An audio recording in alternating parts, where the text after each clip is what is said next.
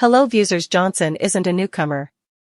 She rose huge in the gospel world, a Grammy winner, a pastor, someone the community watched.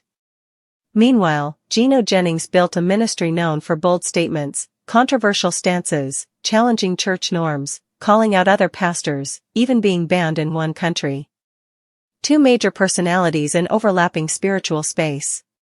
But what happens when the paths cross and trust cracks? Here's where the drama kicks in.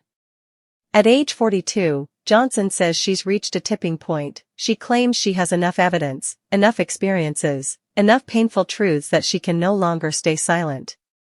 What are those truths? She points to what she sees as misuse of power, lines crossed in spiritual leadership, the gap between public persona and behind-the-scenes reality. On the flip side, Jennings' ministry has drawn sharp criticism, people saying he's too controlling, too divisive, too far from what they believe is healthy church practice. Johnson says she confronted this, stood up, and is now going public, with the wife in the mix too, because she says the full picture involves more than just the pulpit. Now imagine a revered gospel singer saying, "I've seen what happens when faith becomes a brand, when leadership becomes platform, when people are more loyal to a person than to a purpose." She goes on to allege specific incidents, people silenced, questions unanswered, loyalty rewarded over truth. At the same time, she's pointing to how this affects everyday believers, the ones who tune in, donate, follow, believe the message will uplift them, but instead feel manipulated or undervalued. This is what the hook is riding on, the idea you can't afford to ignore what's behind the spotlight. Take Johnson's own story. She has publicly admitted to struggles, with the church, with leadership. Now she says those struggles gave her a clearer lens, and now she's using it. Meanwhile, Jennings has been criticized for doctrinal stances, for example on the Trinity, and for running his church in ways people describe as cult-like. That contrast, two major figures, two very different approaches, sets the stage for the question, who's telling the truth? And why does it matter? Here's where it gets intense. Johnson claims that the breaking point came when she witnessed X, Y, and Z, we'll keep them vague for suspense, and realized if she stayed silent, the cycle would continue. That's where she decided, expose it. Jennings' reaction? Defensive, deflective. His supporters? Divided. His critics? Vindicated. The result, a firestorm in the gospel community, a challenge to power structures, believers asking, what side am I on? The drama is real, the stakes high. You might say, this is church stuff, but yes, it is.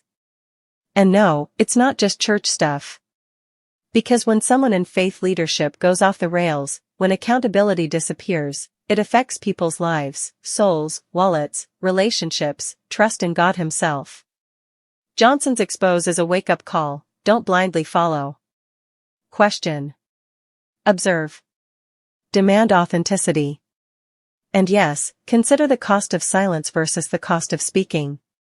The same dynamic plays out in any organization. When the leader becomes the story instead of the vehicle for the story, things go sideways. Johnson isn't just naming names.